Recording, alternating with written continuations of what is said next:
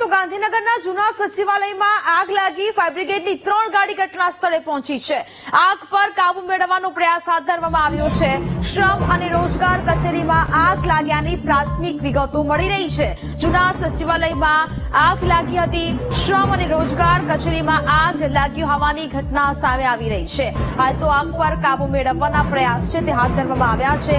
જૂના સચિવાલયમાં આગ લાગી હોય તેવા સમાચાર છે તે મળી રહ્યા છે. શ્રમ અને રોજગાર કચેરીમાં આગ લાગ્યાની પ્રાથમિક વિભાગ છે તે પ્રાપ્ત થઈ રહી છે. ફાયર બ્રિગેડની 3 ગાડી હાલ અત્યાર સુધી ઘટના સ્થળે પહોંચી છે અને આગને કાબુમાં લેવા માટેના પ્રયત્નો છે તે પણ કરવામાં આવ્યા છે. શ્રમ અને રોજગાર કચેરીમાં આગ લાગ્યાની પ્રાથમિક વિગતો છે તે મળી રહી છે. જૂના સચિવાલય ખાતે આ આગ લાગવાની ઘટના સામે આવી છે.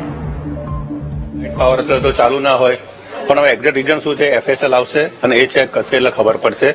હાલ નુકસાનીમાં જોઈએ તો આખો બ્લોક ધુમાડાને કારણે બ્લેક થઈ ગયો છે, કાળો કાળો થઈ ગયો. ધુમાડો એટલો બધો ક્રિએટ થઈ ગયો અને ઇલેક્ટ્રિકનો ધુમાડો હોય ને, વાયર સર્કેલનો ધુમાડો એકદમ વધારે બ્લેક હોય એટલે આખો બ્લોક, સામેના બ્લોકની પણ અમે બારીઓ બધી ખોલાવી નાખી છે. એટલે શું છે કે ત્યાં બી ધુમાડો થોડો ગયો હોય, એ બ્લેકિશ થઈ ગયો હશે. અને નુકસાનીમાં તમે જોઈ શકો છો કે અહીંયા કોમ્પ્યુટર છે, થોડી ઘણી ફાઇલો છે અને આગ પાણીથી નુકસાન થયેલ છે. ફાયરની સિસ્ટમ કારણ કે સેન્ટ્રલ ફાયરની સિસ્ટમ ક્યાંય અત્યારે હાલ જોવા નથી મળી રહી. આ છે ને સચિવાલય ગ્રાઉન્ડ +2 એટલે 3 માળનું જ છે. એટલે અહીંયા અમારા RNB દ્વારા પોર્ટેબલ ફાયર એક્સટિંગ્વિશરો મૂકવામાં આવ્યા છે. જે તમે બ્લોકમાં ઉપર ચડો એટલે દરેક સીડી જે છે એની બાજુમાં ફાયર એક્સટિંગ્વિશરો મૂકેલા હોય. એટલે આ બ્લોકમાં પર્ટિક્યુલર બહાર મેં જઈને જોયું તો ABC ટાઈપ ફાયર એક્સટિંગ્વિશર છે. આમ અત્યારે ઓકે કન્ડિશનમાં તો છે એક્સટિંગ્વિશર. એટલે ફાયરનું પ્રાથમિક આગ બુઝાવવાનું સાધન અહીંયા છે.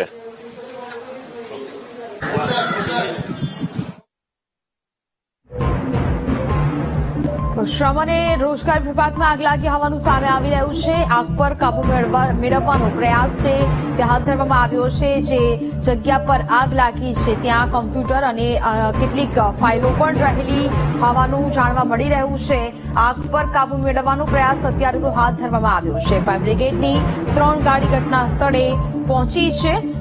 શ્રમ અને રોજગાર કચેરીમાં આગના આ દ્રશ્યો સામે આવ્યા.